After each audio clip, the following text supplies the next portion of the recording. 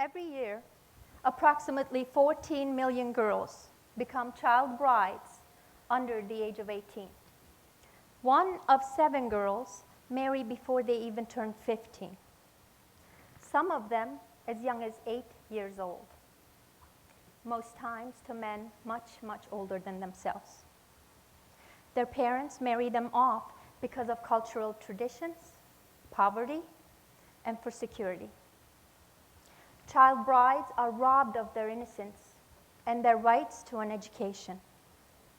Mentally and physically, they're not ready to become wives or mothers and can suffer dangerous, sometimes even fatal consequences. I know of these dangers intimately. I was a child bride. My parents were illiterate, and they had to work dual jobs in order to support our big family. My mother never even went to school. She was married off at 14, like her mother and her grandmother. When I was 14, I came home one day and found out they arranged for my marriage. My mother told me about the 22-year-old I was going to marry. She said, "You're going to America. You will get educated there and live a wonderful life." I wouldn't dare question their decision. The reality didn't hit me until the night of my wedding. I was taken to a hotel room, and no one told me what to expect. I'll spare you the details. I was scared, I was hurt, and I felt violated. I was only in 8th grade. I loved school. I wanted to be a lawyer. But after the wedding, I wasn't allowed anymore. My role as a wife was to obey my husband, cook, clean, and serve for him and his family. Coming to America is a dream come true for many. It wasn't for me. I was abused by a husband that drank too much, gambled, and had affairs. He monitored my whereabouts and my phone calls. He had to approve my friends. I felt trapped. Still a child, I got pregnant the first year of my marriage. I didn't even know how to handle my own body. I had many complications, and some of them led to miscarriages that caused severe pain and bleeding. No child should ever have to go through these. I have 3 beautiful daughters now. I felt pure love for them, but an equal amount of fear that they too would go through the same fate.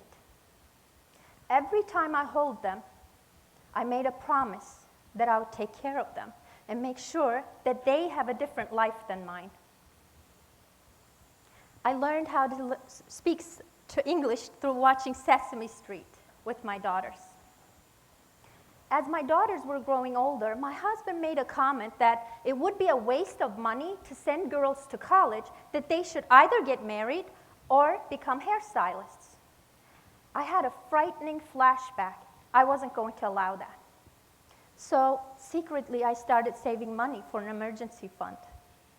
Then I started working in a beauty salon where I learned about women's rights and that child marriages are actually a violation against human rights. That gave me hope, and I was determined to change that for my daughters. One day, my husband found a book I was reading called Too Bad to Stay, but Too Good to Leave. He hid my passport.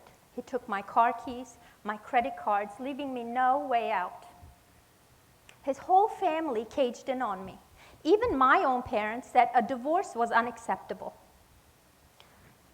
Years ago, my cousin was killed for trying to divorce her husband. I was terrified. I felt hopeless and broken. That night, he got drunk, and he said, "You want a divorce? I'll give you one. I brought you here. You're going back to where you came from. No courts here are going to give you the children or the house."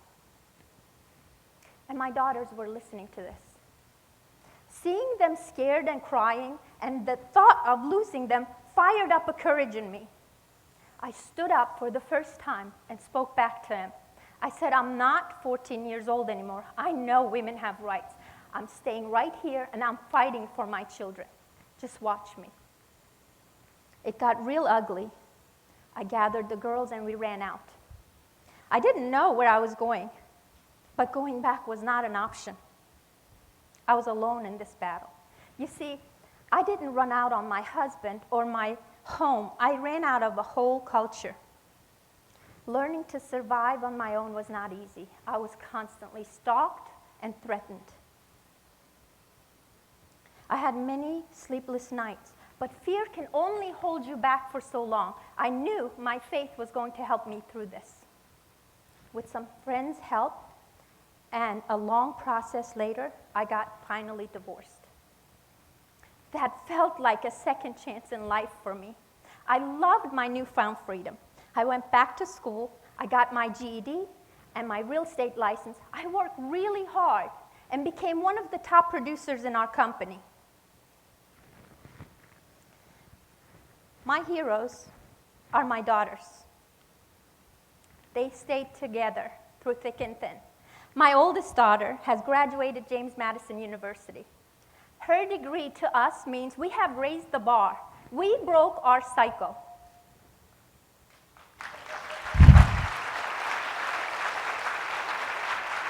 But many girls, many child brides still don't have choices. I am passionate, and I believe that together, today, we can start a movement and end this crime. See, our leaders made it a priority. The US government has reauthorized the Violence Against Women's Act and added a provision to end child marriages worldwide. But the law alone is not enough. Together, we can inform people and educate communities about the dangers of child marriages, provide incentives to families to keep their daughters in school. By empowering and educating girls, they will be happier wives, better mothers, and a contribution to society. They can lift up their families and their communities and their countries out of poverty. I will not think of myself as a victim. If sharing my story here at TEDx Rock Creek Park will result in making a difference for even one girl that is in danger of becoming a child bride, then my suffering was worth it.